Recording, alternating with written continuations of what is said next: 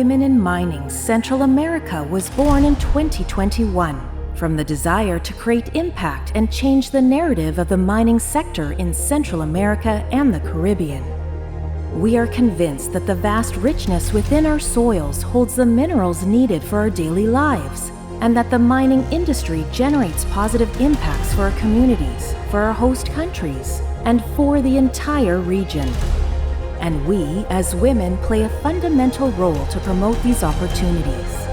Since its beginnings, Women in Mining Central America has worked on three main pillars: mining education, advocacy, and gender equality. We have created initiatives and events that align with these three pillars and support the empowerment and education of women, as well as children and youth. We see the great diversity of women working in, around, or with the mining sector in Central America and the Caribbean. It is for them that we intend to create tangible, lasting, and beneficial impacts. Some of our initiatives include Children's Mineralogic Club, Training the Trainers, our series of Inspire and WIM 101 events, WIM Insights Podcast, recognition and awards to our Women of Gold. We also participate actively in global conversations to understand how WIM Central America can assist and align to global shared vision, purpose, and key deliverables. We are motivated by our people and are thankful for the companies, organizations, and volunteers that have joined our effort and who have believed in the importance of the message that we carry. We will continue to work hand in hand to create the change and transform our region's resources into opportunities for all.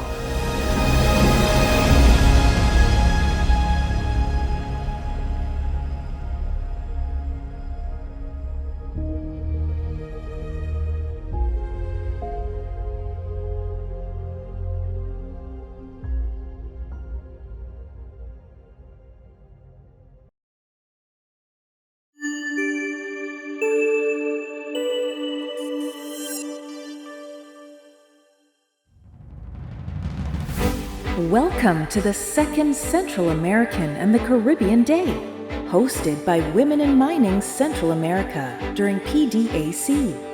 Our heartfelt gratitude extends to our event sponsors: TMX Group, Pan American Silver, Orla Mining, and CTA Environmental Consultants. Special thanks to our corporate sponsors: Aura Minerals, CTA Environmental Consultants, Epiroc, Bluestone Resources, Barrick Pueblo Viejo, and Caliber Mining for their invaluable support.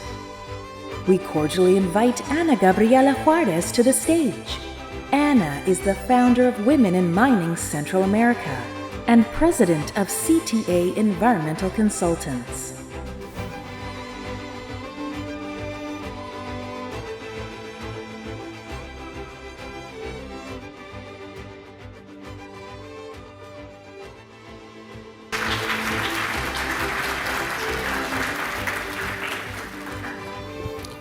Ladies and gentlemen, esteemed guests, and distinguished colleagues, it is with immense pleasure that I welcome each one of you to the second Central American Caribbean Day.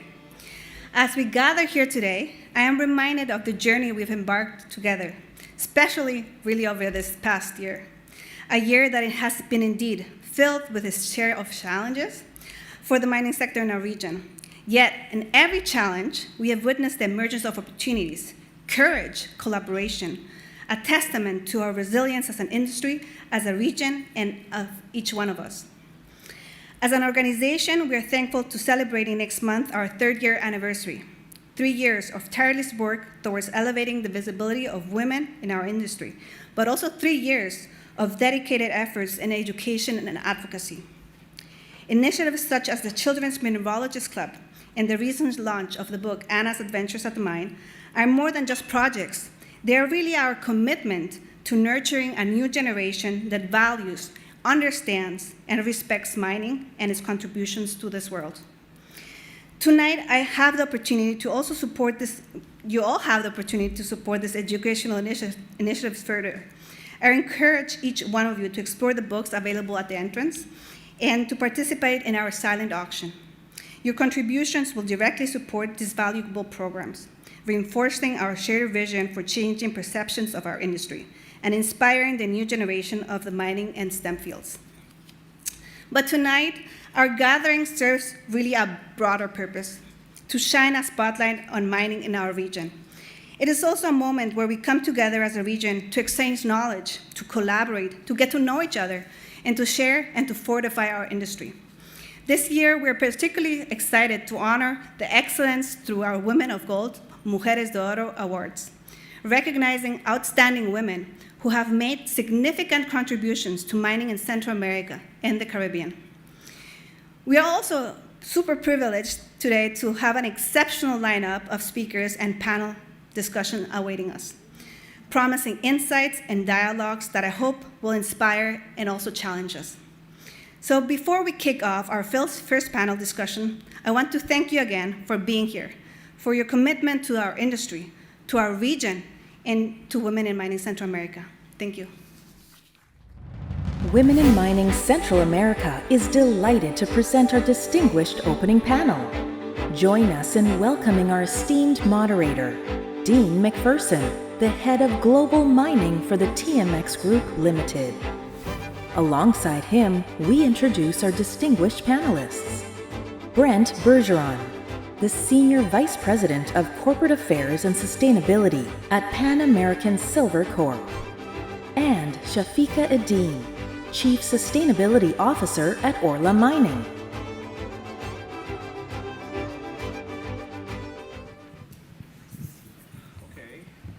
Good afternoon, everyone. Thank you for joining. My name is Dean McPherson, as the sign said, head of global mining here at TMX Group, Toronto Stock Exchange and TSX Venture Exchange. This is the second year we're having this event here. We're very honored to be hosting it. Anna approached me a couple of years ago about starting this association, Women in Mining in Central America. I thought it was a great idea. And of course, she has run with it, and it's certainly grown to something to be proud of. And we're happy to be supportive, and we'll continue as well. So with that, I'll ask the panelists to introduce themselves. Why don't we start with you ladies first? Good afternoon or good evening, everyone. I'm Shafika. I'm the Chief Sustainability Officer for Orla Mining. And it's a pleasure to be here. So thank you, Anna and Women Central America, for organizing this great agenda to celebrate Central America and the Caribbean Day. Good afternoon, everyone. My name is Brent Bergeron. I'm Senior Vice President of Corporate Affairs and Sustainability at Pan American Silver. I've been with the company now approximately 5 years. Wow, that's going by really quickly. Previously, I held a similar role with a company called Gold Corp that was taken over by Newmont at one point.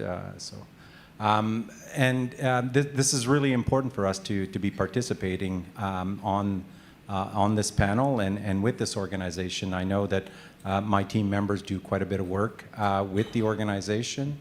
And I always say that when we take a look at our talent pool that we have across all of our jurisdictions, it's really important for us to include everyone, and the aspect of diversity falls directly into that for us. So we want to make sure that we are a company that continues to be very inclusive.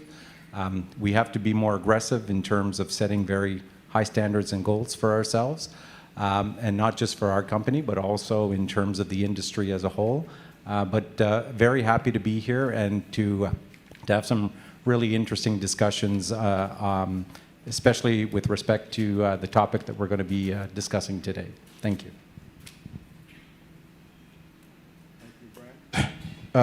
Thank you, Brent.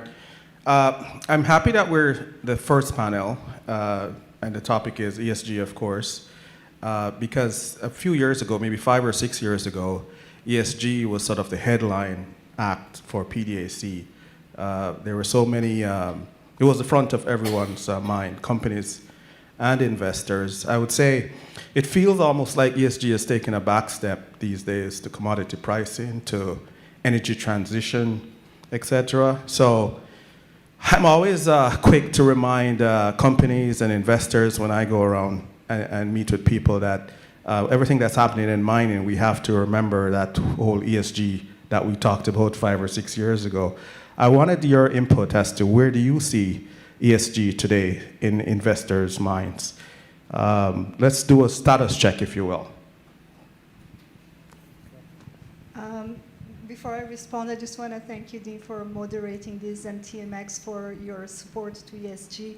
And Brent, it's a pleasure to share this moment with you in Pan American Silver.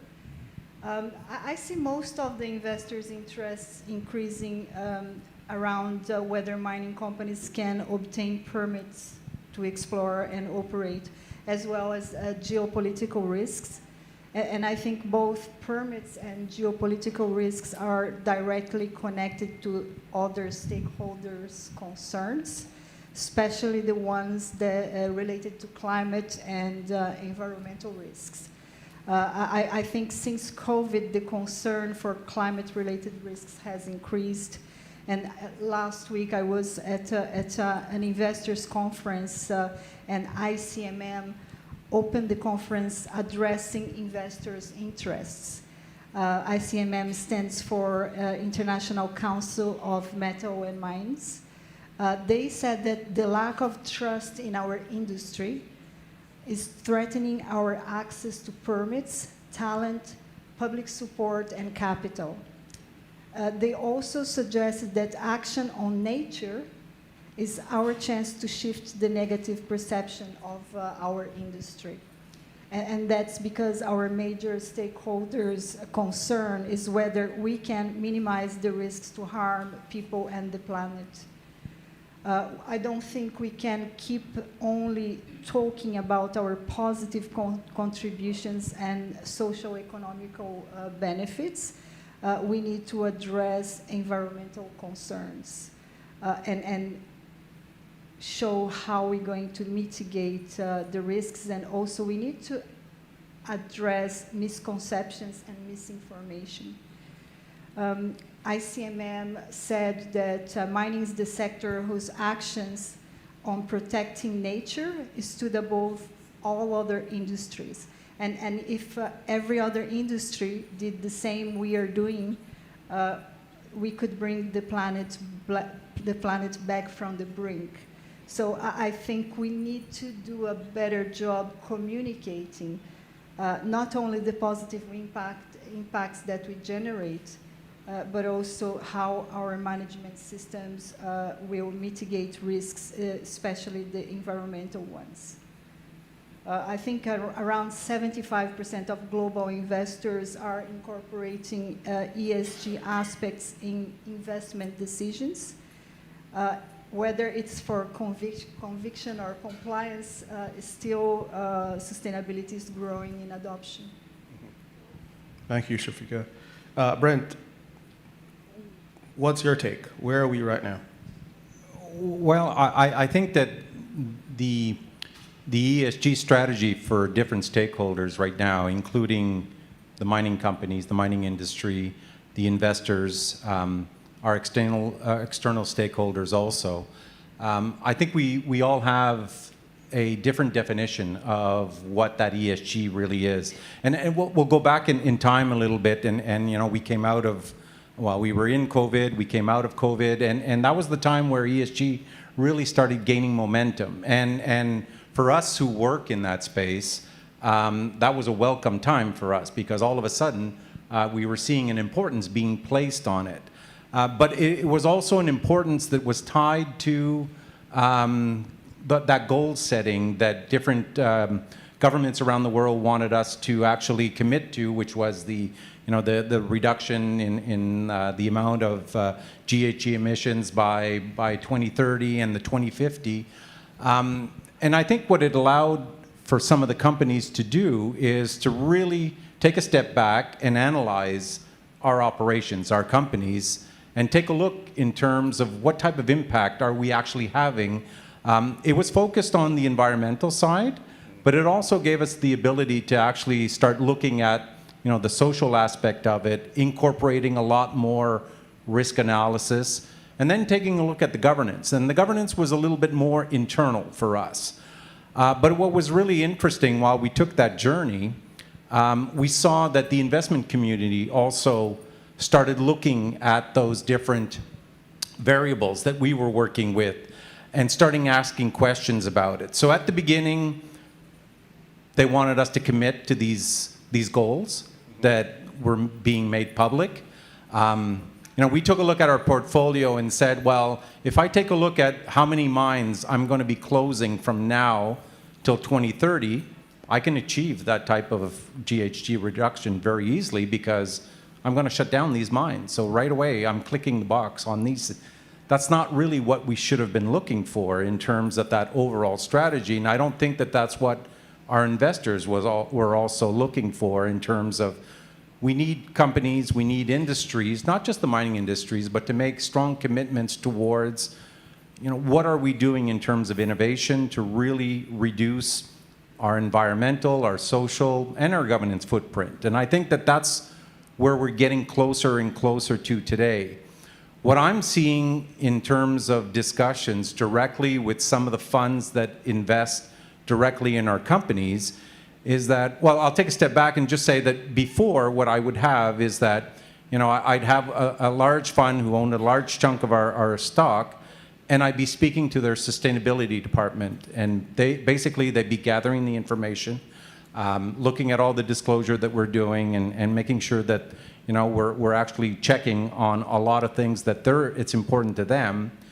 But what we're finding out lately is that the people who actually take the decision with respect to the investments that they're making, whether it's in Pan American or other companies, we're starting to talk to them directly. So it almost seems like there's been a shift in terms of the people who are making the investments, allocating the funds, looking at different companies.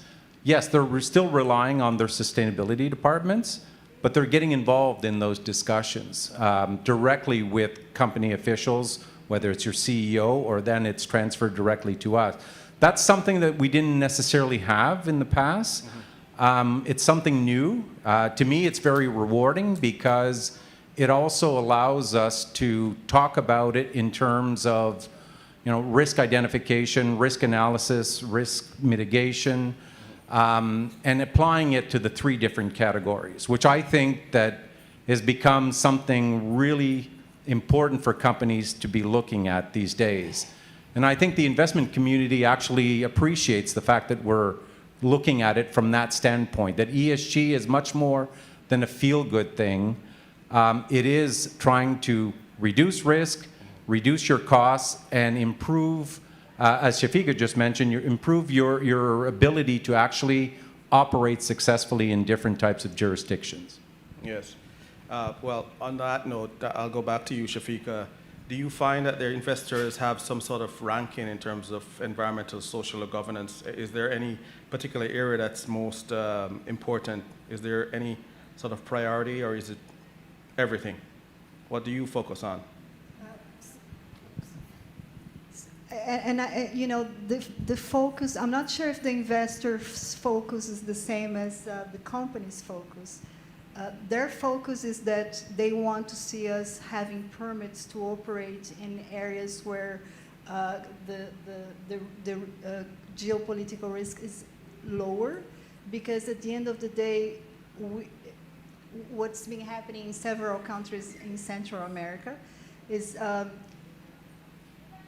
there is a lack of legal stability. And then we can't make long-term decisions if there's legal stability, and that's not good for the investors to pick our companies to invest. So then the social license comes to fore then? My view is that we as an industry, we look at socio-economical first, because mining is an important industry. In Panama, for instance, it's 5% of the GDP of the country. But if we don't pay attention to the stakeholders' concerns, and stakeholders don't necessarily need to be the majority. What happened in Panama is that a minority had a very loud voice through social media, and the government made the decision to ban mining. And their concerns, whether some may believe or not that they are real, they are environmental concerns. It's concern about life and the planet. So if we keep just talking about how many jobs we create and the economical impact, it's not going to work. We need to address their concerns first. It doesn't mean we're not supposed to talk about all the great benefits that we bring and the amount of jobs that we create, but we cannot ignore those environmental concerns or those narratives Absolutely. that are pressing, in the end, a negative perspective for the future of mining. Excellent. Thank you for mentioning Panama, by the way. I just want to bet that Panama will be mentioned before 15 minutes into the panel. so Brett, over to you. Is there any ranking, or is there any sort of order to what investors are looking for when they approach you? Well, I think that they want to be able to see that we're on top of the different categories that they believe can impact our business. I wouldn't necessarily put a ranking in terms of whether one is higher than the other, simply because I think that depending on which jurisdiction that you're actually operating in, you'll see pressure points coming from different places. For example, today, social pressures that are coming out of the communities, for example, in Peru today, are much stronger than you're seeing in other places in Latin America. It's become a way for them to negotiate with the companies. And you have to have a team that's very strong in place in terms of, number one, making sure that you're identifying these pressure points that are going to be coming from the communities, but also making sure that we're identifying which ones are real and which ones is simply some type of negotiations that could actually impact the operational and financial part of our company. So I think that as we're moving ahead and integrating a lot more our departments together in terms of making sure that when operational decisions are being taken, we have other departments that are there actually putting in place the measures to make sure that we can actually guarantee the continuity of our operations. And I think that that's what investors are really asking us in terms of the questions.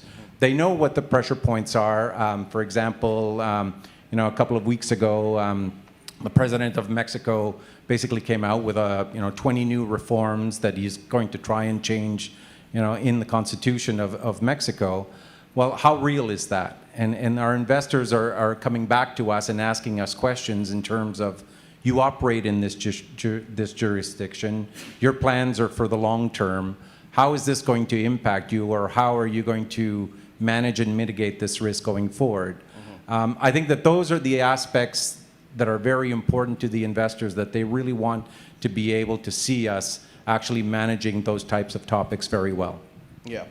It's interesting. You mentioned earlier that there is a shift from your perspective, where investors are no longer sort of leaving it to the back office or sustainability department to make that decision and consider and bring ESG into the conversation, but it's actually in the front office now, the decision-making stage as you meet with investors. I wanted to shift to the company side then, and how do you prepare internally? How do you go about approaching your internal, your CEOs and CFOs and investor relations teams to meet this new demand, and so this increased focus on ESG?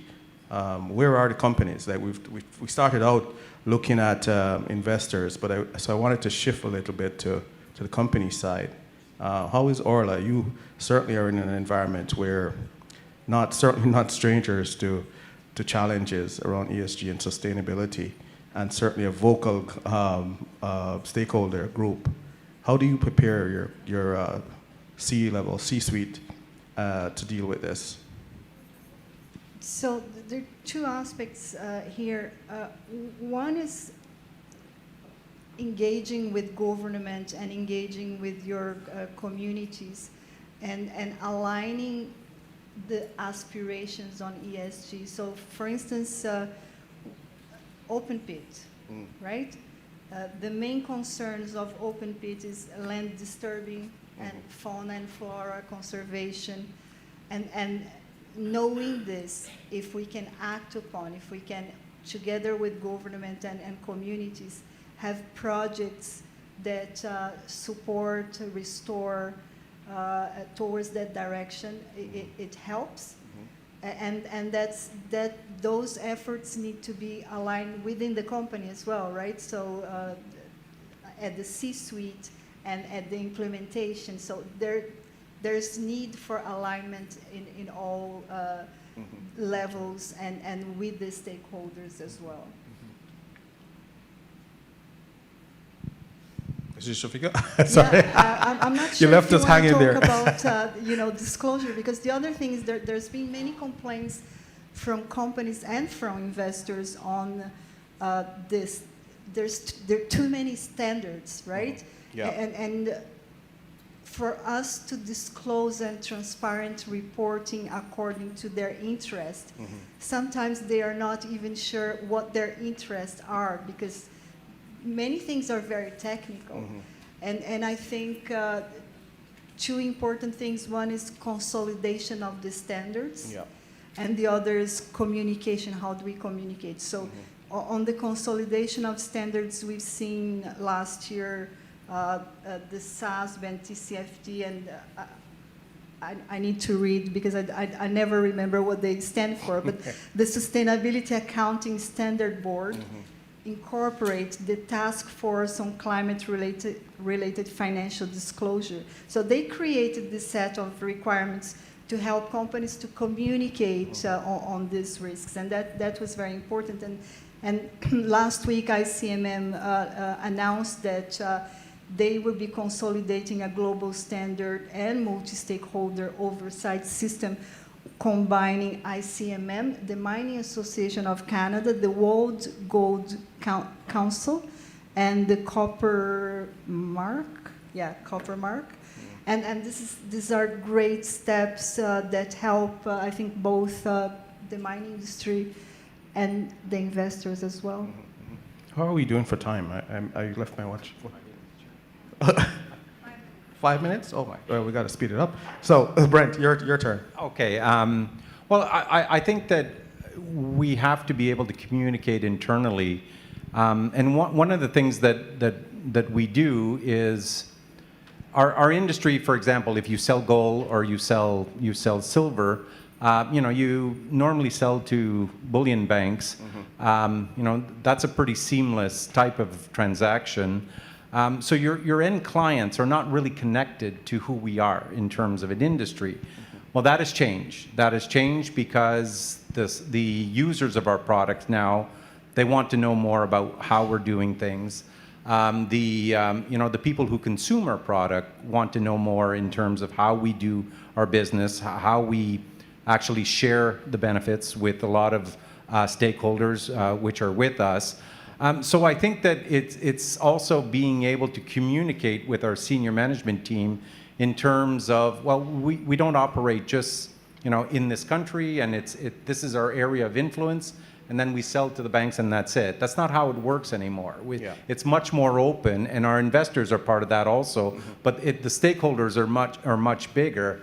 And I think that Shafika was just mentioning about the integration of these 4 standards that we're working on right now, and one of the places where there's pushback from our industry is the governance model, which is, well, we've got industry, you'll have social society, part of it too, and then you'll have the industry people who actually buy our products and consume them as the governance part. And it's incredible how you hear the terms, come up sometimes basically saying, how are we going to let the NGOs tell us how to run our business? They shouldn't be telling us. And I think that that's what we sort of have to get over in terms of an industry is, we don't operate in a bubble. We operate in the world platform whereby the stakeholders are with us, the consumers are with us, and we have to be able to demonstrate how we actually do it the right way. Yeah. And if you take a look at how a lot of our companies do their business, whether it's on the social, environmental side, or even the governance side, there's a lot of great things that our companies are doing in our industry. And I think it's really important to make sure that that gets communicated out there. And the important part is even more internally as a company, the will to actually want to communicate that out there, because you'll often get a company who will say, we don't need to talk about that, we don't need to say that, right? Yeah. That's putting too much information out there. And You're speaking for a friend, not for Panama, right? But yeah, that's right. I always say, in absence of information, then whatever people say on the outside, I mean, they're not accountable for it, therefore they can say whatever they want. But once it's out in the public, it's very difficult for them to discredit what our companies are actually doing. No, thank you. You're totally right. Communication, and I think Shafika touched on it earlier on, that we've done a great job. We've come a far way, but there's a long road to go for the entire industry in communicating what we're doing, because I think there's some great work being done. We have very limited time, and I'm not sure if we have any questions out there, but I do want to give you guys a chance to respond to this question. Shafika touched on Panama. So what keep you guys up at night? What's your process like when you think about your job in sustainability and ESG? How do you go about identifying risk and presenting mitigation measures? So what keeps me awake as a human, I think it's how social media can influence our future through misconceptions and misinformation. And as a miner, I am concerned on how political decisions can shake the legal stability of a country. And as my message here, I think it's within our control to use diversity and inclusion as a risk management control. We work very hard at Orla to increase diversity and inclusion to avoid group thinking and to embrace different perspectives as well. And I think to be able to evolve and increase our strength as an industry, we need more women in the industry, but we also need more youth. Youth perspective is urgent. And becoming inclusive is a pain in the neck, but it's necessary. Well said. Thank you, Shafika. Brent? For me, what keeps me up at night is dealing in very difficult jurisdictions and keeping our people safe. I'd say that over the past years has probably been the one thing that, whether it's what we do in terms of health and safety, especially coming out of COVID, whether it's the security situation in Mexico that we're dealing with, which is extremely complicated, how are we taking the right decisions to ensure that we're actually keeping our people, not just at the mine site, but in our communities safe also, and how we're working with different stakeholders to try and stay one step ahead of these elements that are really trying to take advantage of different things that will impact our people. So it's something that companies need to continuously think about in terms of what do we need to keep doing to make sure that all of our people, it's safe enough not just for them but for their families also, where everybody can go home at night and make sure that, as a company, that we feel that we're doing everything that we can to be able to achieve that goal. Thank you. I'm getting the hook from Anna, so I don't think we have any time for questions. So, and this is a topic, no doubt, that will continue. This discussion will continue during PDAC this week. So, on behalf of my panelists and myself, I wish you a happy and productive PDAC. Thank you. Thank you.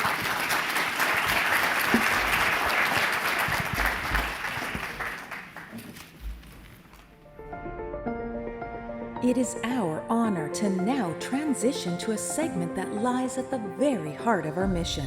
At Women in Mining Central America, our Women of Gold Awards ceremony. Tonight, we celebrate their achievements and their unwavering commitment to excellence in mining. Let their stories inspire us and let their achievements remind us that in the rich mines of talent and determination, gender is no barrier to success. We are honored to present this year's awardees. Lil Marie Langmaid, Permit and Land Superintendent at First Quantum Mineral, Panama. Lucia Valenzuela, Global Business and Human Rights at Pan American Silver, Guatemala. Melania Santos, General Coordinator of Integrated Management Systems at Falcondo, Dominican Republic. Angelica Calderon, Community Relations Manager at Caliber, Nicaragua. Marlon Oliva, Occupational Safety and Environmental at Ora Minerals, Honduras. Soraya Madera, Mine Operations Superintendent at Barrick Pueblo Viejo, Dominican Republic. Stella Maris Tile, Environmental Permitting and External Relations at Orla Mining, Panama. Belkin Soriano, Mine Supervisor at Mako Mining, Nicaragua. Elizabeth Mena, Dominican Republic. A las que están recién iniciando en la minería, pues contarles que es posible, que no teman, que es posible poder mantener su vida de esposa, de madre, de hija, y poder ser mujer y poder tener una vida social trabajando en la minería, porque yo tengo más de 20 años trabajando en minería y para mí ha sido completamente compatible y satisfactorio. Creo que al final el tope lo elige uno mismo. Entonces hay que quitarse de la cabeza en entender de que quizás son trabajos de hombre para nada. Lo más importante es desafiar pues todos esos estereotipos, esas barreras y abrir un camino para esas nuevas generaciones de mujeres y especialmente ojalá y haya muchas mujeres mineras porque creo que juntas vamos a construir un futuro más inclusivo. Yo creo que la clave está ahí. La clave es que ustedes sepan que no necesariamente tienen que saber de la industria para poder formar parte de la industria. Es una industria que está abierta a la capacitación continua y de seguro pues van a poder poner su conocimiento al servicio de la compañía. Entonces no tengan miedo de tomar los riesgos, no tengan miedo de atreverse a incursionar en una nueva industria. No es una industria como se percibe exclusivamente de hombres. Hay muchas mujeres como yo en industrias que se atrevieron a tomar el reto, se atrevieron a estudiar, se atrevieron a incursionar en nuevas áreas y eso nos permite ahora diversificar las oportunidades. Yo me siento orgullosa de haber sido nombrada Mujer de Oro 2023-2024 porque siento que un reconocimiento a todo el esfuerzo, a toda la trayectoria que he tenido en el sector minero. Creo que esta es otra gran experiencia que me regala este sector. Mujeres extraordinarias, mujeres mineras, mujeres centroamericanas, Mujeres de Oro, Women in Mining Centroamérica.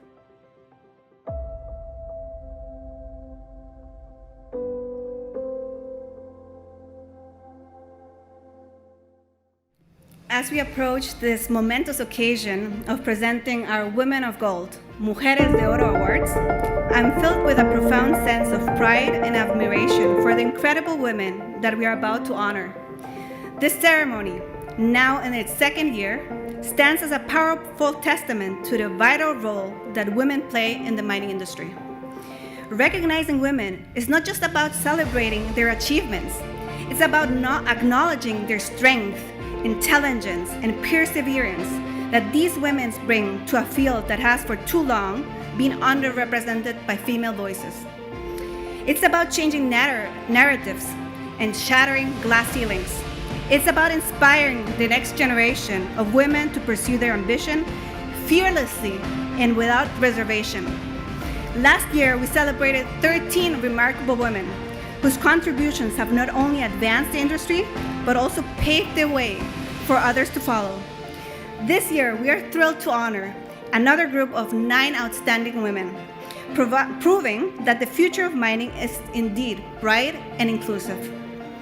In just a few moments, I will ask each award recipient to come forward.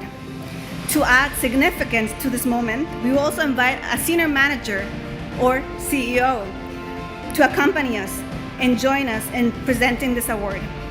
From Women in Mining Central America, we are honored to have Dr. Adrienne Juarez accompany us to the stage representing Women in Mining Central America. And additionally, representing our award sponsor, Pan American Silver, we welcome Monica Moreto to join us as well on the stage.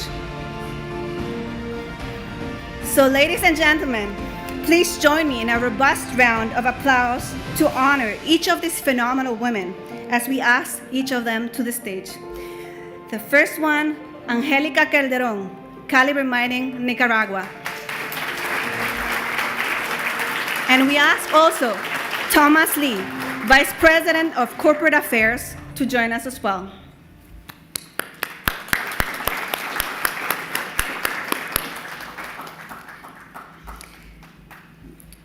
Soraya Madera, Barrick, Dominican Republic.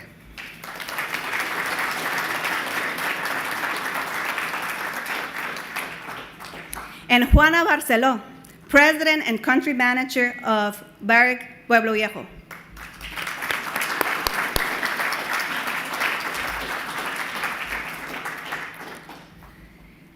Lil Marie Lingmate, First Quantum, Panama. And accompanying John Gladstone, Director of Corporate Affairs.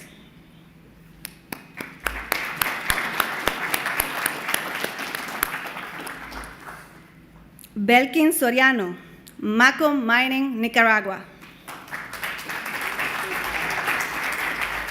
And Frank Powell, PV Exploration.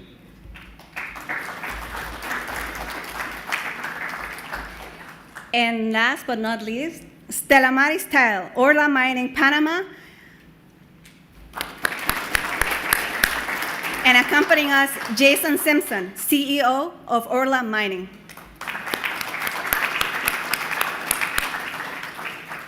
So let's give one more round, please, of a heartfelt applause to all these Women of Mining recipients. And I also encourage all the CEOs and male champions that are here today to be a male sponsor for our cause and our women empowerment initiatives.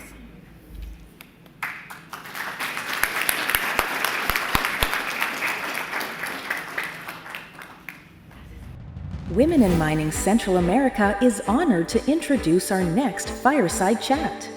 Guiding our discussion is the moderator, Dr. Adrienne Juarez, CEO of CTA Environmental Consultants and Board Advisor of Women in Mining Central America. We are privileged to have as our distinguished speaker, Mark Cutifani, Chairman of Vale Base Metals and former CEO of Anglo American.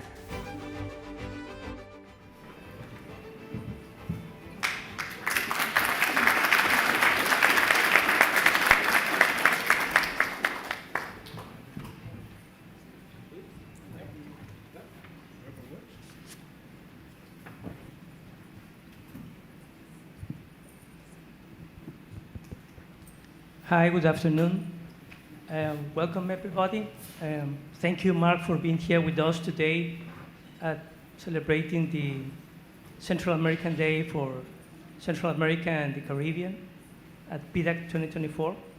It's an honor to have you here with us. Thank you.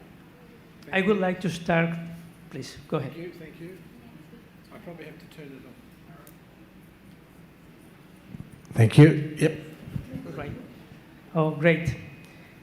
I would like to start with a quote you mentioned in an interview recently about the mining industry.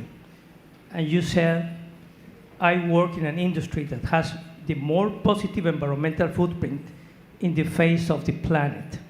I would like you, please, to elaborate on that thought and what you mean.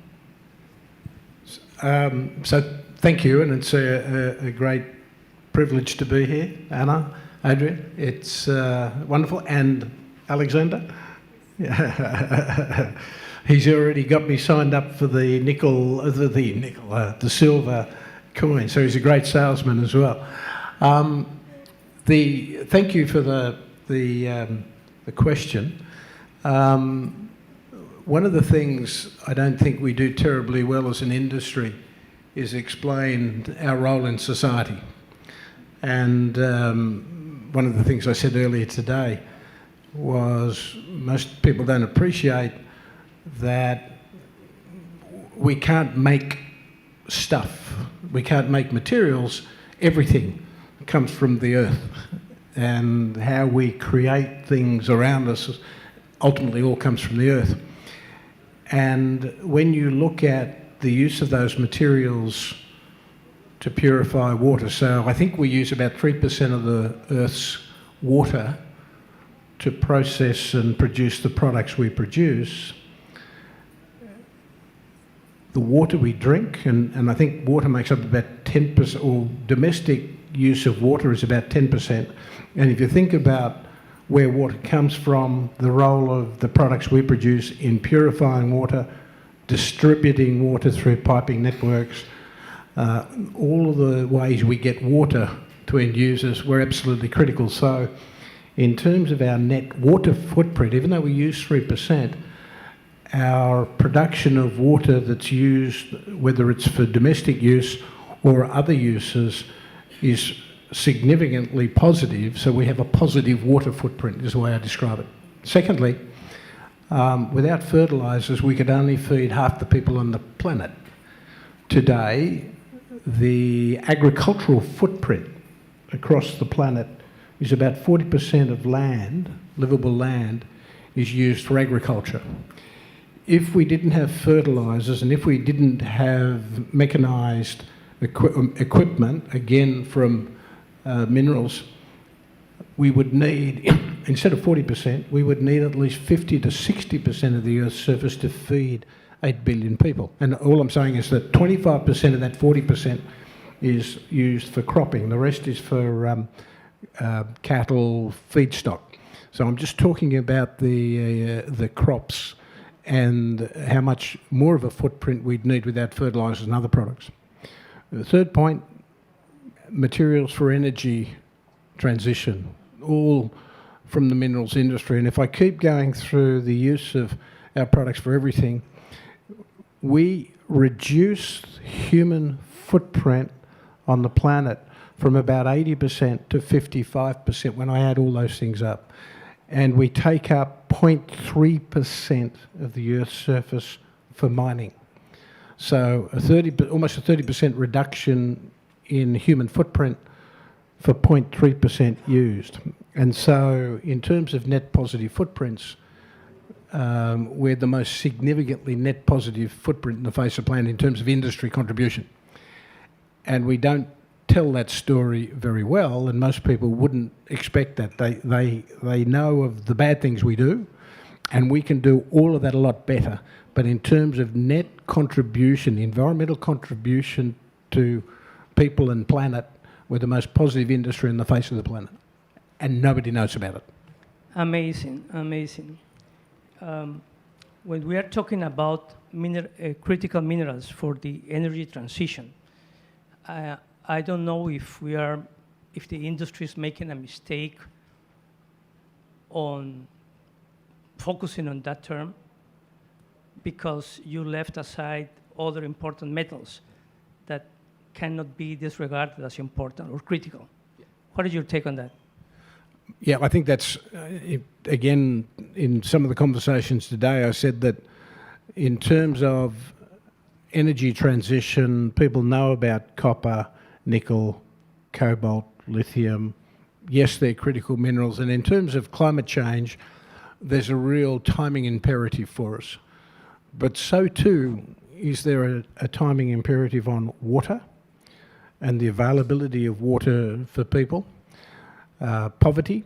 I'm the chairman of the Power of Nutrition, which is an NGO that invests in dietary requirements of children under 5, so to prevent stunting, and that's a massive issue across the globe.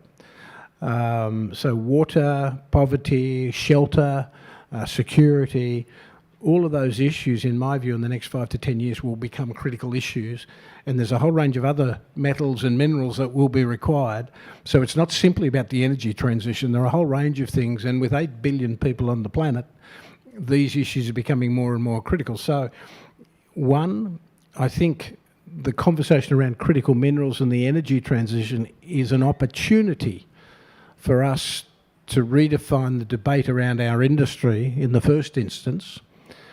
And also, it puts an obligation on us to talk in a way that's more accessible to people, and also to connect differently to the local communities in which we impact. Because I think there's an issue in society and in the mining industry where we assume because we're supporting the world and how the world works, then we don't have to justify ourselves to local communities. And that's wrong.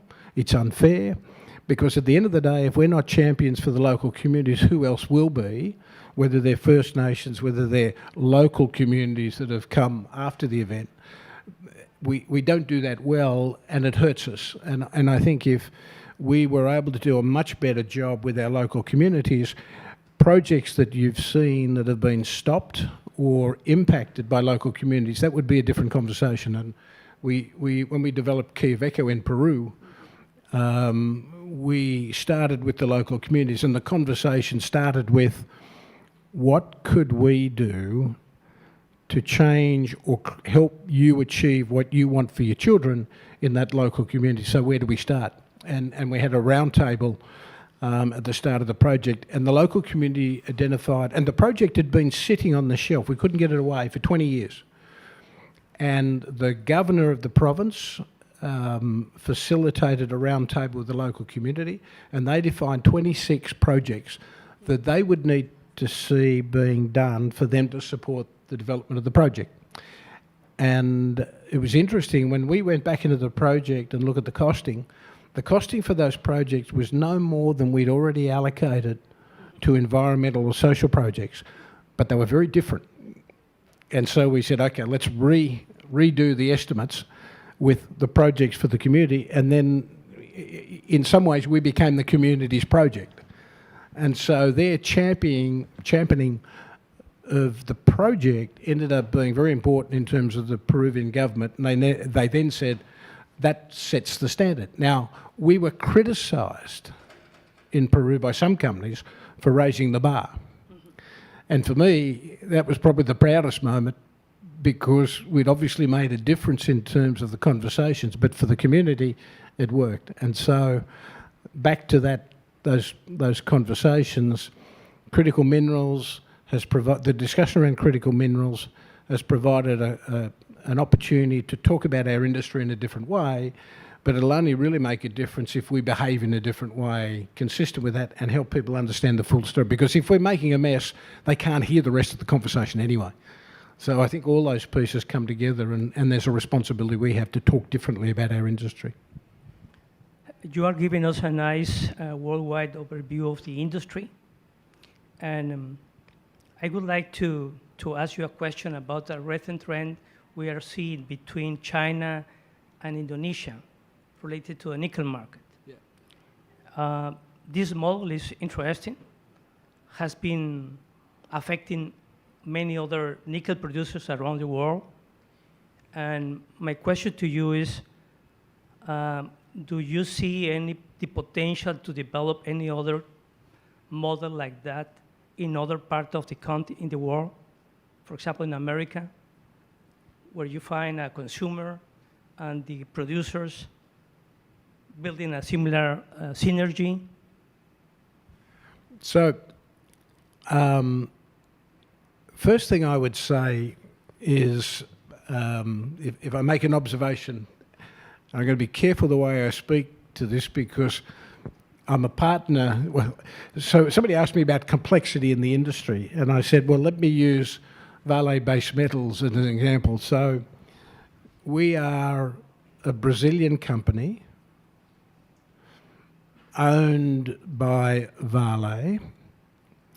We also have Saudi 10% shareholders in the recent bidding process.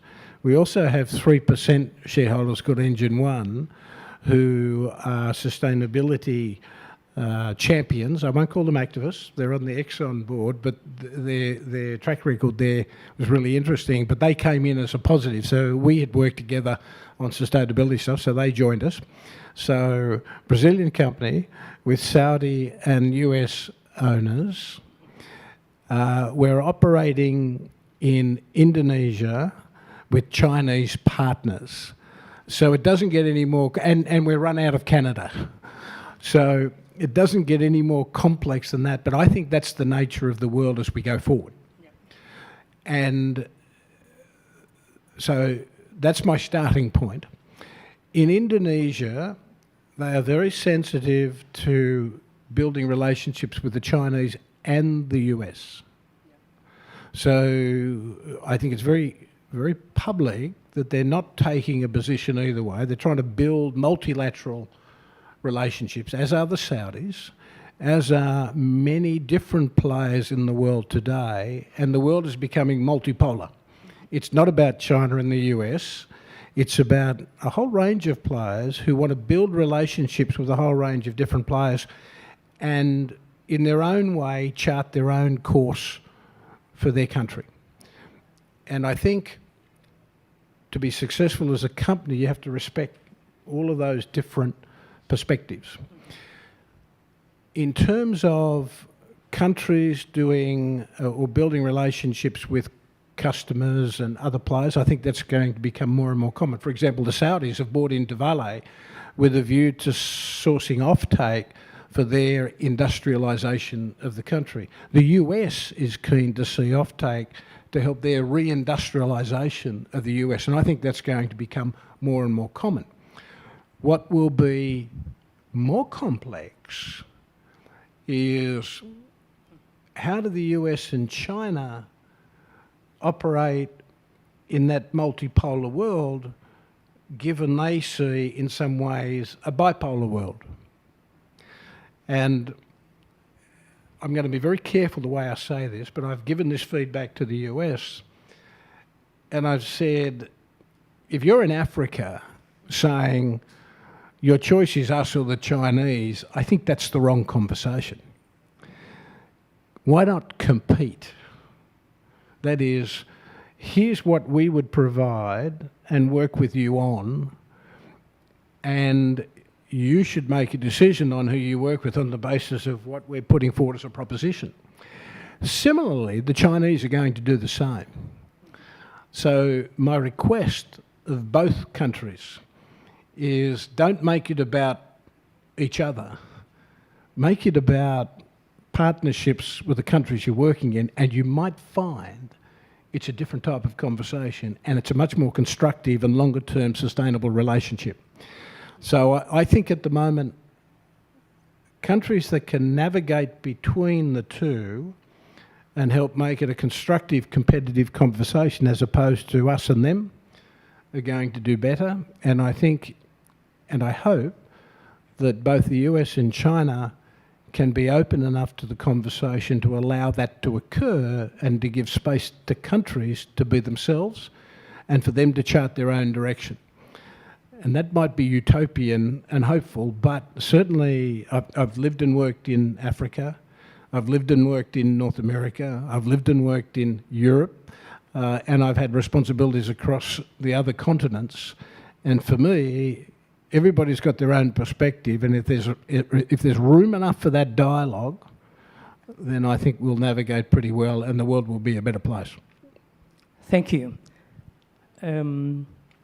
When we're talking about this relationship with China and Indonesia, I listened from another leader in the mining industry talking about that Indonesia is being nuked,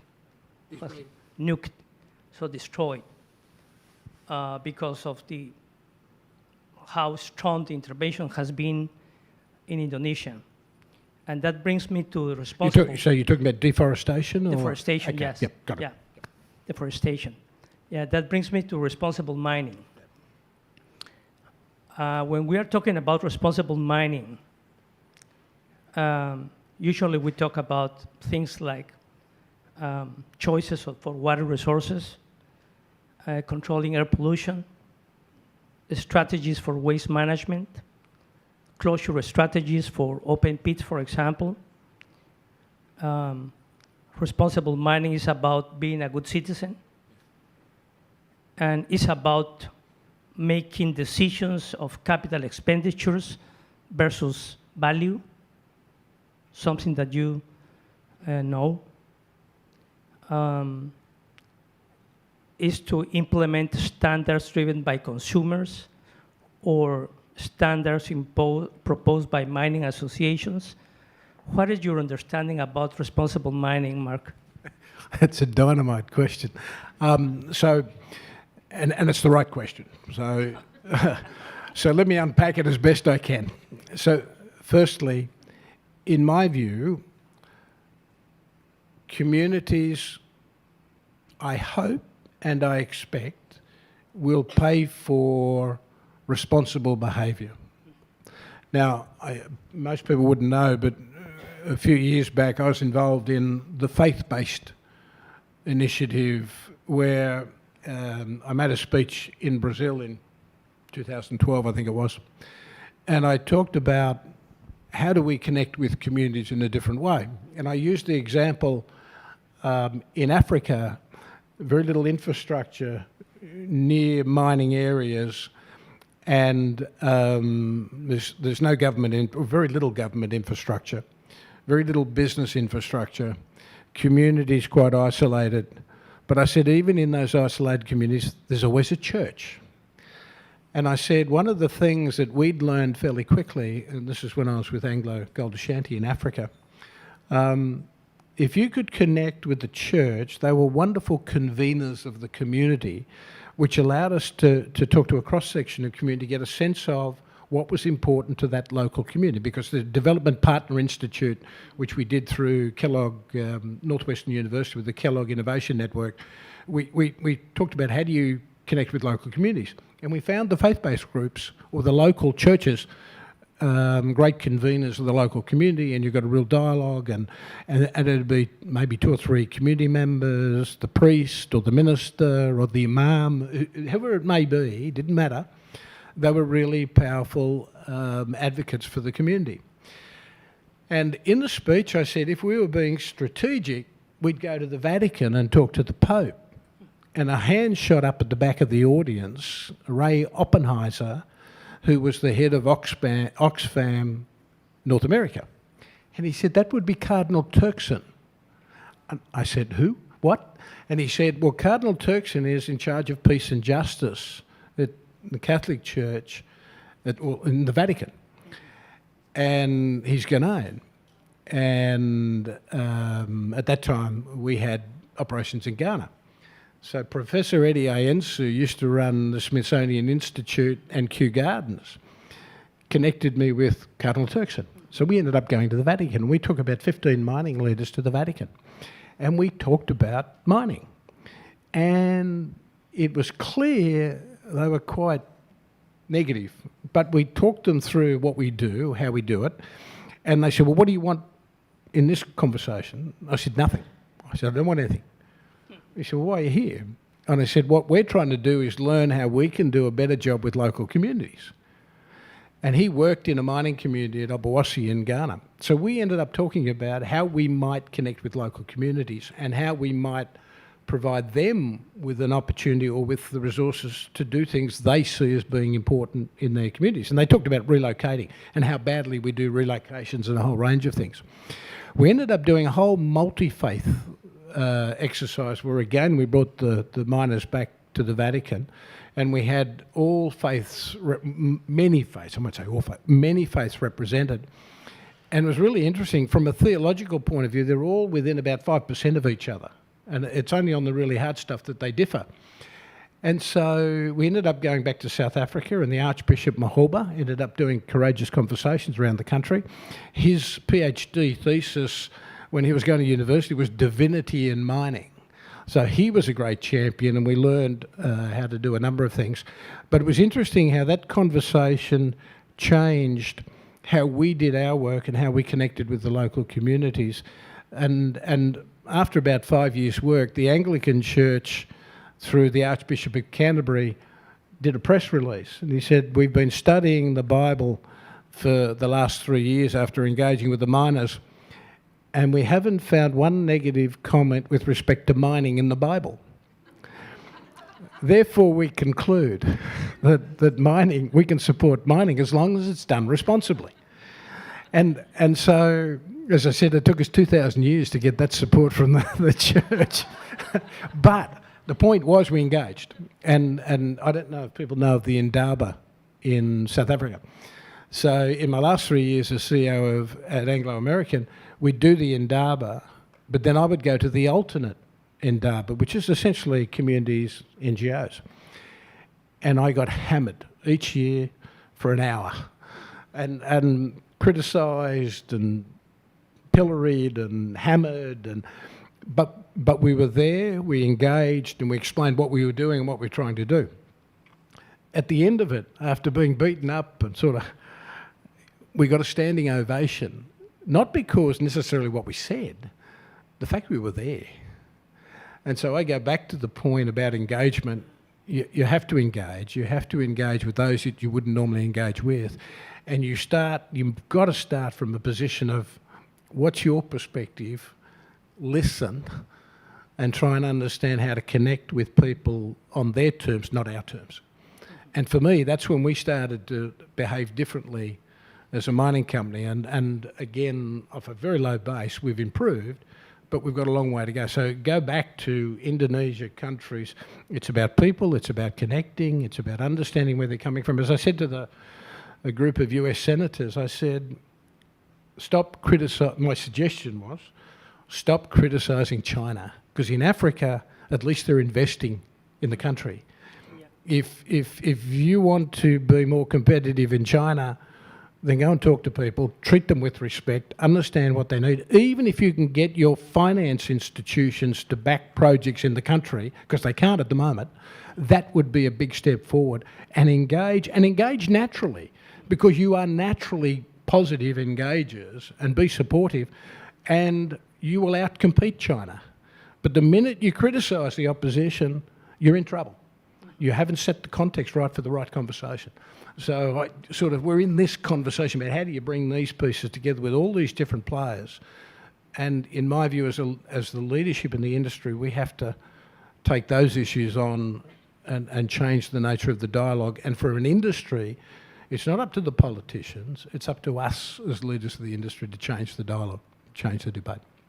Amazing, amazing.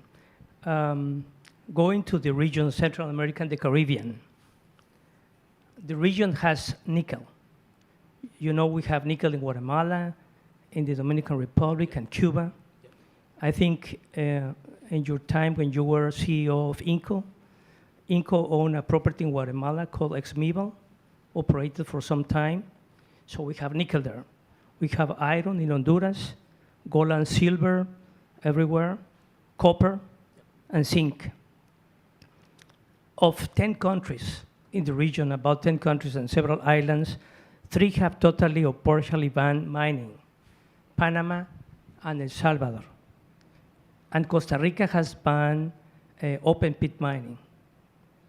Guatemala is considering a moratorium. Guatemala has a newly elected government supported by the US government, and considering a moratorium in mining. In Honduras, they are facing obstacles. And if you can say the good jurisdictions for mining in Central America and the Caribbean are Nicaragua, the Dominican Republic, and Cuba. What is your take on that? So, if you start the conversation, there's a a young man that wrote a book called The Rare Metals War. I don't know if you've heard of William Petron, Frenchman. And he was researching copper, nickel, lithium, cobalt, metals used in the energy transition.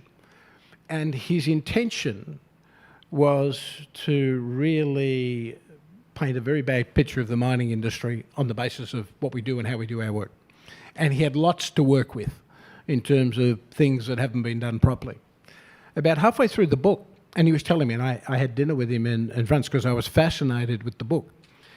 And he said to me, he got halfway through the book, and based on all of his research, he worked out how important mining was. And he said, I didn't know what to do. So he then finished the book, and towards the end of the book, he was criticising France for stopping mining in the country because he said it was irresponsible. He said, here's a country that uses all the products of mining and has decided that it doesn't want to have its land disturbed, so it was going to expect Africa and everybody else to carry them. And he said it was irresponsible and he was ashamed. And he made that point. Now, I wouldn't, given history and how in some cases mining hasn't been done responsibly, I can understand people's negative or adverse reaction to mining. But we all have a responsibility to do a bit to make sure that the world is a sustainable place. So all I would ask countries to do is take the time to understand what mining means to everyone, and that we all have a responsibility to do what we can to make the world a sustainable place.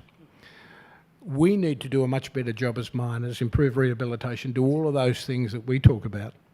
But each country or somebody that bans mining, if you take them through the logic of that, well, where do you think things are coming from? Well, somebody else can dig a hole. It's somebody else's problem. How do we have that conversation in a way that's not confronting or objectionable, and maybe have them take them through the logic of why that, I think, isn't terribly logical. But then again, it is logical in their context. So how might we change the dialogue? And until we change those dialogues, as an industry, I think we're still struggling. We're going to keep struggling in this global conversation. Thank you, Mark. I think, Anna, we are running out of time, right? Okay. Thank you, Mark, very much. Thank you very much. As we move towards our closing event, it's our pleasure to introduce the next Fireside Chat. Our moderator, Monica Moretto, Vice President of Sustainability, Diversity, and Inclusion at Pan American Silver, and Board Advisor of Women in Mining Central America. Joining her are our esteemed speakers, Randy Smallwood, President and Chief Executive Officer of Wheaton Precious Metals, and Rick Rule of Rule Investment Media and former President of Sprott Inc.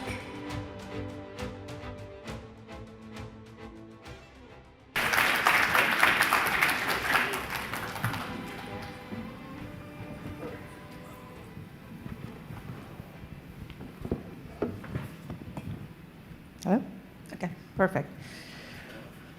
Well, thank you both for being here today. It's a big day for women in mining in Central America. We're really pleased to have you here. And we're going to try to fit as many things as we can, because I think it will be important to get as much experience from you and counseling from you and opinions on what you've been throughout all these years. The first question, well, I'm not going to present you. Everybody knows you.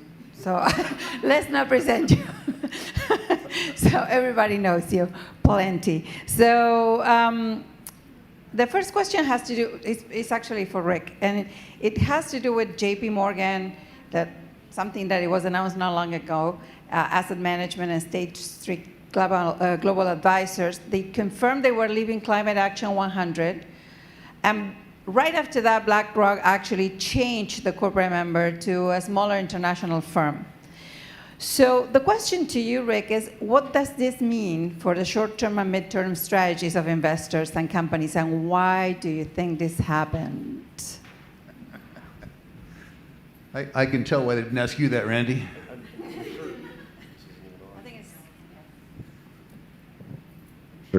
I'm sure glad they asked you that one. You know, I think J.P. Morgan Chase was forced to look at the arithmetic around some of what the NGOs were asking them to do. It's one thing to talk about some of the environmental measures, some of the social measures that the politicians were asking the industry to observe. It's another thing about looking at the laws of physics, which are somewhat more fixed than the laws of man. An example would be around fossil fuels, where as a group of people, we've spent now $5 trillion on alternative energies, and we've reduced the market share of fossil fuels from a high of 82% all the way down to 81%. And there's a recognition that 40 years and $5 trillion have reduced the market share of fossil fuels by 1%, against the fact that there's 1 billion people on Earth that have no access to primary electricity, and 2 billion people on Earth that have access to intermittent or unaffordable electricity. And those two simple facts, the collision between those two simple facts, were too big for J.P. Morgan Chase to ignore, despite the fact that there's no J.P. Morgan at J.P. Morgan Chase, despite the fact that it's run, you know, frankly, by bureaucrats who don't own the firm. The arithmetic surrounding what they were trying to do was so profound and so profoundly wrong that they had no choice but to accept arithmetic. Randy, any thoughts on this? Yeah, just, you know, progress is made by finding balance. And to find balance means you have to have opinions at the other end of the spectrum. And so there's always going to be, as we move down this path, people that perhaps push too far, or it's not so much about push too far, but too far for what we can afford at that time. And so I do think a lot of it comes down to the fact that there's always going to be a measure of pullback on certain sides. Maybe we can't, you know, in order to be sustainable, which is of course the most important aspect of what we're trying to achieve here. You know, maybe we can't go that far down the path. And so I do think it's a matter of just finding that balance. Nobody's backing away from commitments in this space. It's you know, it's long been a core part of solid business practice to make sure that you take care of your environment, take care of your communities, take care of, there's no sustainability if you don't. And so, you know, I think that what you're going to have is organizations that might push a little bit too far, but that's how we take the next step, is we talk about taking 2 steps. And as long as we've taken 1 step and keep on moving our way forward, finding that balance amongst all the different advocacy groups in terms of where we're trying to go, I think really helps out. And so I think that's a good example of that, where perhaps step back a little bit. There's still a desire, a need here, but to just take a more balanced approach. And do you think that they will change also? It will catch up with companies as well, and they will come back to say, listen, I know I made this commitment and it sounded amazing, but let's reshuffle because it's not going to happen that way. Well, you know, we all like, you know, we should never shy away from making promises that we don't have the answers in terms of how we can actually satisfy those promises. But that's what, you know, that's what objective is. That's what, you know, that's what striving to find better practices as we go forward is we don't have all the answers to get to where we need to be, but I can tell you that there's a lot of brain power going towards working at that. And so, you know, again, I don't think there's any, I mean, I've said before, I think one of the biggest changes in the industry of late is a lot more about disclosure, because a lot of what we were doing was already part of good, sound business practices.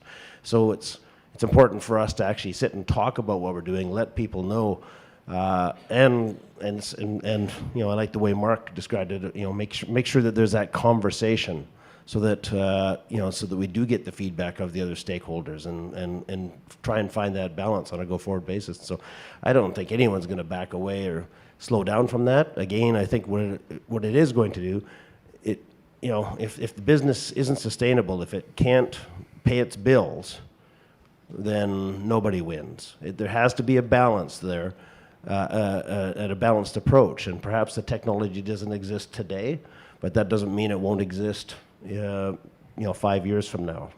So keep on working towards trying to find those answers as to how we can achieve those targets. Talking about challenges, what are the challenges on raising capital? And there are any hard areas in the world that makes it much harder? We've seen lots of examples especially of late. Political stability is something that's very, very important. As my living legend friend here, Rick Rule, knows, mining is incredibly challenging. If you sit and think about the number of prospectors, the number of exploration projects out there, and I even hate using the phrase exploration project, because that's usually started off by someone out prospecting and finding a showing or finding something of interest or seeing something interesting on a regional geology map. And then you look at how many years it takes to move that project forward, to invest into that, to get to the initial drill holes. Wow, you've hit some mineralization. Then you continue raising capital and putting more drill holes into it and building that initial resource, that first inferred resource, and starting to do some concept studies in terms of metallurgy and so that. And at the same time, making sure that you have full buy-in from a community, although we don't know there's a mine there yet. We haven't answered all those questions. And then you continue advancing, and you take it from an inferred resource to a measured and indicated resource. And now you've got some good metallurgy and some economic studies and good, as this project is developing, more community buy-in in terms of how can we help, how can we deliver benefits, how can we help that community grow. And that's like 15 years, 20 years now. If on a good project, there's a lot of them have taken so much longer than that. The industry, really what we just need is firm goalposts, a firm framework that we can understand what is expected, what's required, and then find a way to exceed that in terms of what we deliver back to that. And it's that stability that, because it's such a risky business, we need stability through that entire early stage exploration, resource development, reserve definition, feasibility study, permitting, construction, and finally, 15 to 20 to 30 to sometimes 40 years. I know projects that have been waiting for permits for 20 years.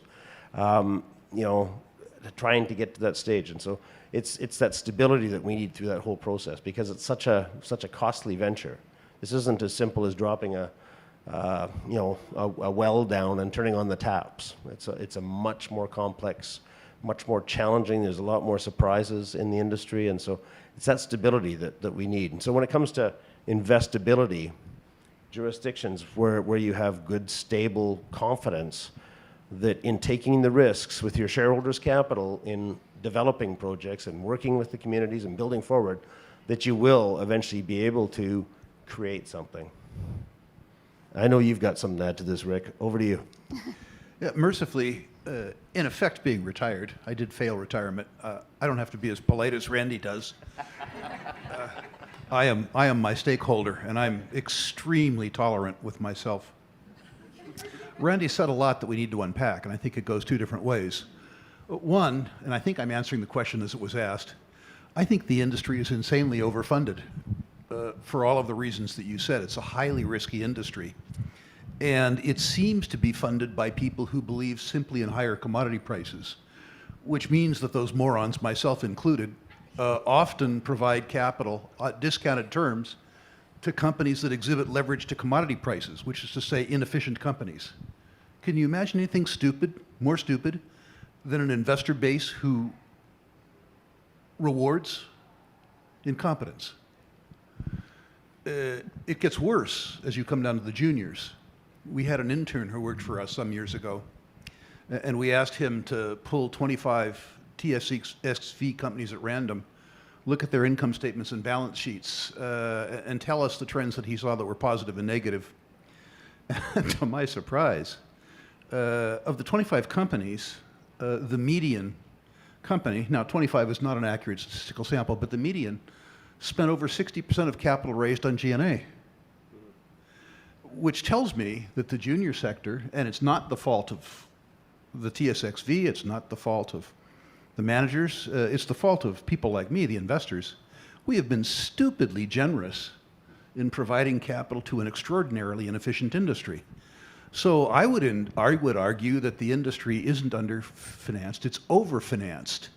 And the people that write the checks, myself included, have too often financed the lame, the halt, and the blind. If you took half the money that was available and you reduced the number of aspirants by 1,500, you'd probably have a very good balance.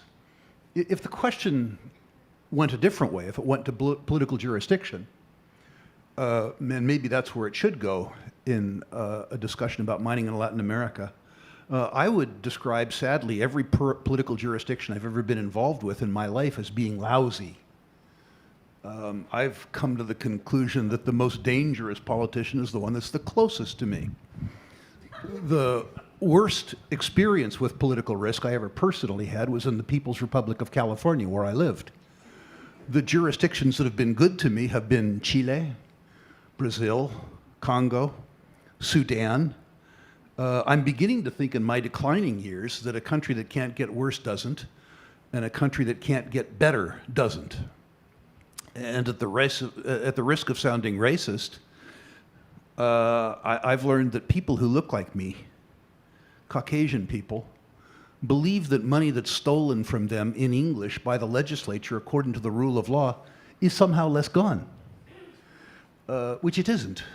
People like me need to ask ourselves if campaign contributions are bribes when we lecture other countries about corruption. So to me, it's really become more about prospects than politics. It's, can I exist in a culture? Am I welcome in the culture? The idea that Chile, as an example, which for 40 years has been a premier mining jurisdiction, is somehow now more risky than Nevada or Alaska or British Columbia or California? Absolutely not. It's not as good as it was, but it's much better than some of the allegedly riskless jurisdictions where the money is stolen from me in English by the legislature. So what happens when you throw in that cocktail, resource nationalism, populism? What happens? Well, I'm an American, so I'm really familiar with the risks of resource nationalism and populism. I lived in Canada when they instituted the national energy policy. So when you talk about resource nationalism, you don't need to confine the discussion to Africa or Latin America. The most nationalist country that I ever had the pleasure of living in was, of course, the United States. And people don't, unless they live outside the United States, consider it to be a particularly risky place. But heaven forbid if you discovered oil in Alaska in the 1970s and wanted to sell to the Japanese. I mean, I think resource nationalism is a horrible thing. And I think it's completely pervasive. If you look at the track record of national organizations running resource assets, it's unblemished by success. I mean, it took real skill for Jacobin to go bankrupt. ZCCM, the idea that the Zambians could bankrupt their copper industry, took incredible skill to do that. Pemex, PDVSA, Codelco. I mean, how could Codelco possibly be in financial difficulty? So my hope would be that all cultures, but particularly my own, look at the idiocy of all forms of nationalism and understand that, you know, between all of us on Earth, what separates is probably, I don't know, 3 degrees out of 360 degrees. And, you know, the rest we have in common. I just think it's idiotic. Randy? Well, it goes back to my comment about just looking for that sense of stability, right? If you don't have that stability, and it's usually to the negative, is where it catches you, and that's the resource nationalism challenges that we do have.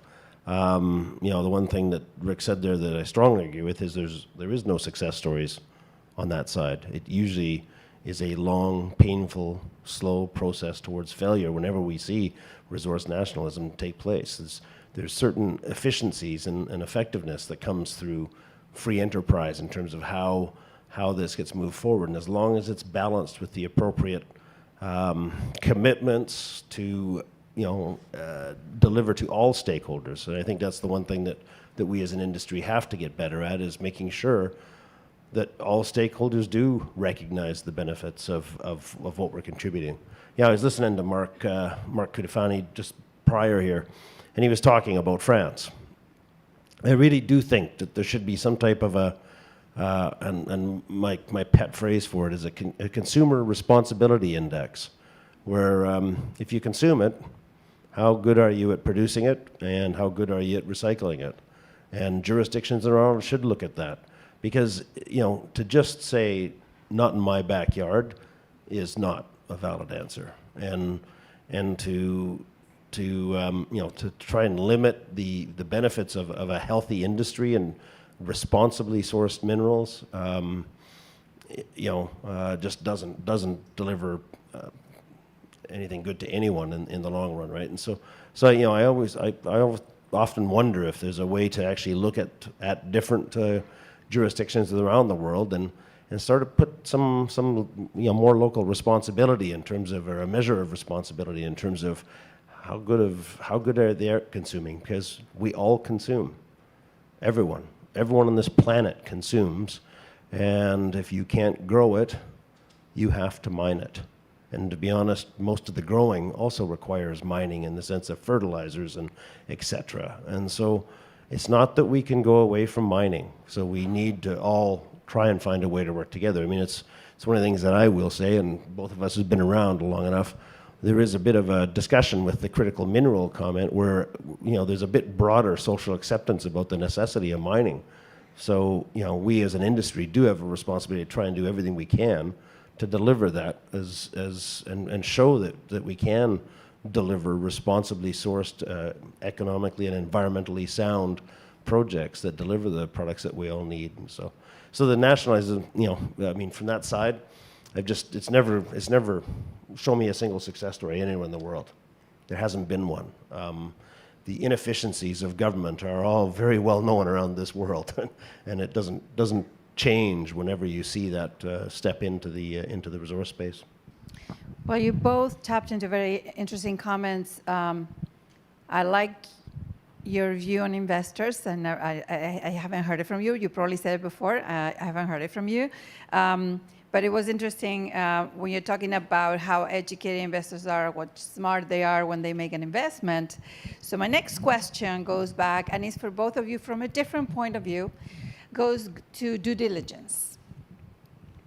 And do you see any real practices and interesting practices in the way due diligence is done by companies and done by investors in the business? Well, I will say that we've always prided ourselves at Wheaton with respect to having a good, strong technical due diligence teams, but that team has grown over the last 5-10 years, and it'll always have a good geologist and a good engineer and a good metallurgist, and now it also has a good social scientist or a good community specialist to just try and get a sense of the local community and the state and just try and get a sense of the sentiment locally within these project areas, and so we don't it's something that we now have a scorecard that we measure on. I think with us we're a little bit different because our company is a company that supplies capital to the industry because none of the investors are anymore. That's why we're so busy, Rick. And we're not scared of being, I use this phrase, and I stole it from someone, she's not here right now, but we're not scared of being change agents. Like if we see, the one advantage that we do have as a company is that we look at a lot of projects around the world. Typically, physical studies to over 20 projects per year, not counting our existing operations, which we also visit, but paper reviews of another 50 to 60 projects a year, and cursory reviews of ones farther than that. So we get a sense of what both best practices are and unfortunately worst practices are. It doesn't scare us away. We try and find ways that we can help partners be better, because we are all part of a broader industry here, and we just have this responsibility on a broader basis to try and push that forward. And so I think we've really sort of fine-tuned that expertise over the last 5 to 10 years, and I can tell you we have a good solid project scorecard that sort of ranks where the concerns are from the environmental side, from the social side, from the community side, from the infrastructure, from the impacts, all the way across. And it's just it's something that's important for us to go forward and make good decisions, but also sometimes to unlock value. If we can find a better way to actually help our partners be more successful in a broader sense, then everyone wins. So. Randy's being Canadian and polite again. The companies do much better due diligence than institutional investors. Randy was too modest. Wheaton Precious does spectacular due diligence, and I would suggest better due diligence than any Canadian investment bank in mining. You don't want to say that because you have to drink beer with them and be nice to them and stuff, but I don't have to anymore. I'm a Canadian. Canadians never say stuff like that. I remember myself when I made the transition from the private side of oil and gas, which is to say, in effect from the investor side to the institutional side. I was amazed at the level of institutional due diligence in oil and gas. It wasn't that it was bad, it was terrible. It was truly laughable. And I had worked for a private family office in the oil and gas business in the U.S. South in the middle part of the decade of the 70s. And that was real, true due diligence. When I got more away from the equity side of due diligence and more towards being a lender, which is to say where I didn't have an uncapped upside, but I certainly had a definable downside, that part of due diligence, the due diligence that takes place in the financial community among the lenders, is substantially better than the due diligence that takes place among the equity guys, because the equity guys can always say, yes, but if this happens or if that happens, my upside is uncapped. And what happens is that the default in equity due diligence is too often that rather than analyzing a project, these guys try to analyze a market. They don't know much about markets, actually, which is difficult.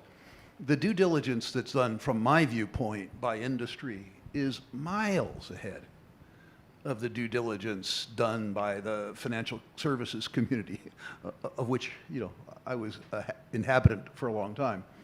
The due diligence that I do today on my own behalf, writing checks, is in a sense more thorough than the due diligence that I had to do in investment banking and investment management. In those days, we were forced as a consequence of having a whole bunch of clients to look at way too many companies. I don't have to do that anymore. I service one client, this guy named Rick Rule. And I mean, there's a lot of things wrong with this guy, but he's pretty risk tolerant, And if he doesn't want to write a check, it's okay. I don't fire him. I think you guys, not just you at Wheaton, but the range of investors in industry who are hybrid investors do a much better job than the investment banks and the institutional investors. Take the compliment, it's all honest. Okay, well, we're almost out of time. We're 3 minutes away. I would suggest that you guys go on a road show together, because you're awesome together. We've had our share of. You've done it before. You've done this before. But the last question that actually we asked that question earlier, and no, Randy, you can answer Rick as an answer, is what keeps you up at night? Me? The risk to me, and it shouldn't matter much because I'm 71. I don't have much time left. But the lack of human resources that we're facing in the mining industry. When I started, I was an immigrant to Canada, went to the University of British Columbia, if my memory serves me right, the first year in 1970 at geological engineering at UBC, 270 young people registered. Last year, as I understand it, the equivalent number was 8. The resource that we're really, truly short of in extractive industries is people. Technology's been moving along in other industries. It's been moving along in our industry, too. I mean, interestingly, here we are at a Women in Mining sponsored event, and there's 2 old white guys on stage. You know, I look forward to the point in time where people are asking questions of young women so that there are, as an example, women mentors for other women to look at. There's a problem in our industry. And it's a problem, I think, that we're the authors of. If young people had the opportunity, women had the opportunity, black people, Hispanic people had the opportunity to see mentors in the industry that look and thought like them, I don't think that we'd have the same shortage of human talent at an appropriate age. I mean, if you think about the opportunities that are available now to a 25 or 26-year-old stepping into mining, there's 40 years of talent missing, and people are going to have to occupy that. I mean, it's an insane amount of opportunity, and the fact that people aren't stepping into it, probably our fault. That's what keeps me awake. Randy. Well, I can even add to that. I have 4 daughters, and one of them, one of the twins, who's now 25, actually turned out to be a geologist. She's an earth scientist, but even she makes the comment that it was a very lonely study going through. She went to Queen's, but going through with hardly anyone in the program, and she's also made the comment that just amongst her social group and her friend group, like, you're in mining, you're doing geological exploration, what? She absolutely loves it, right? And so we don't do a good enough job of selling that. And you know, I sit and look at what she's doing right now. I think she's worked in the last year, 6 or 7 different countries around the world on a consulting basis, and just loving it, loves travel, and having a great time. So it is something that concerns me. The other thing that concerns me is the lack of investment dollars into this space right now. Rick. He just sat there and said, too much money. You need to get better at math. No, it's you know, the challenge that we're seeing right now in today's world is where do these new projects come from? And I can say that because our company, probably for the last, most of our work is funding development projects, and that's projects that are at that stage just ahead of the feasibility study, just ahead of permitting, getting ready to go into construction and go forward. And I can tell you that, we have some pretty stringent quality guidelines in terms of what we're looking for in projects. And I can tell you that we're starting to get skinny on quality projects. Why? One of the reasons is there's only one planet here, and it's tougher and tougher to find them. But the second one is the risk capital hasn't been there up front. And I agree, there's a lot of G&A wasted in inefficient, small little micro-cap companies that are more mining the market than they are actually looking to actually create anything of value. It all comes down to what path you choose or where that comes. But I can tell you that right now, we're getting more and more requests from companies saying they just want to try and find a way to stream and cover the entire construction capital because there's just no other capital out there to help move these projects forward. And I can tell you that our company can't, we shouldn't be the only supplier of capital. It's just not healthy. There needs to be a balanced source out there. And so some of that comes from the fact that we don't have youth coming into the industry with fresh ideas and energy and which is an extension of what Rick was saying.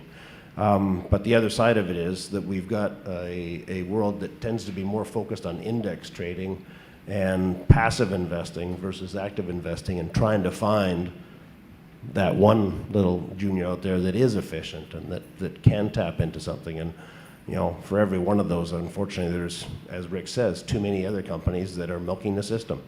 But we've just got to keep up trying to find a way to to provide that support. Well, happy anniversary to Wheaton. 20 years. 20 years.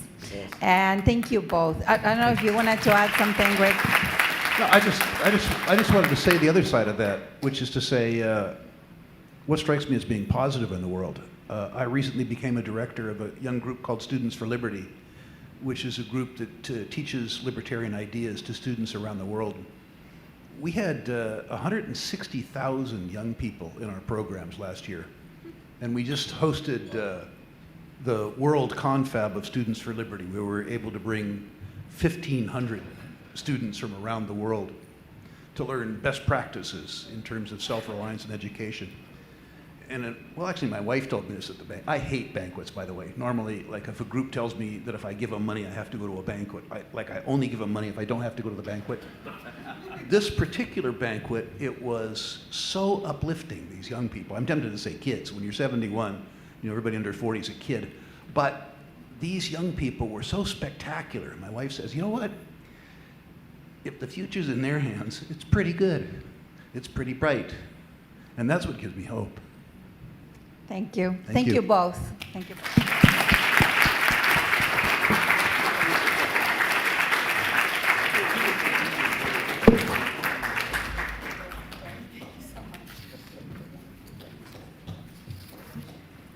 Monica.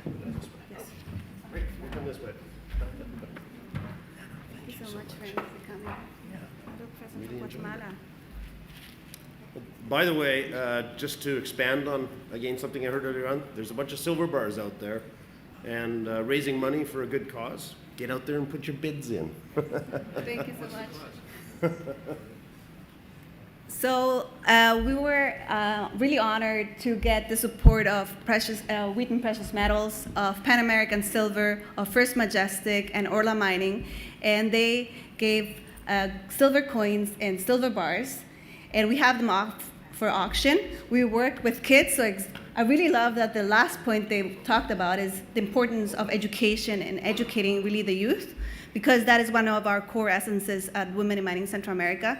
We have a huge group of kids that we have been educating for the last 3 years about minerals, mining, and the importance of it in their daily lives. So I'm really happy that both of you touched on that, because it's really the core essence of what we're doing. And all the money that we're raising from that fundraising, from that auction, will be for our Kids Mineralogist program. So I really encourage you to be participating and supporting. So as we conclude, I really wish to express my sincerest gratitude to all of you for accompanying us today in the second Central American Caribbean Day. I thank our moderators and volunteers for their support in making this event possible. I hope that this event takes us forward and we take the insights and inspirations from today and continue to drive positive change within our sector and in our region. And I invite you to please join us for a small cocktail. Thank you so much. Women in Mining Central America extends a profound thank you to all our speakers for their invaluable contributions to the success of the second Central American and Caribbean Day. We are also immensely grateful to the TMX Group for their gracious hosting, as well as our event and corporate sponsors, Pan American Silver, Orla Mining, CTA Environmental Consultants, Aura Minerals, Barrick Pueblo Viejo, Epiroc, Bluestone Resources, and Caliber Mining.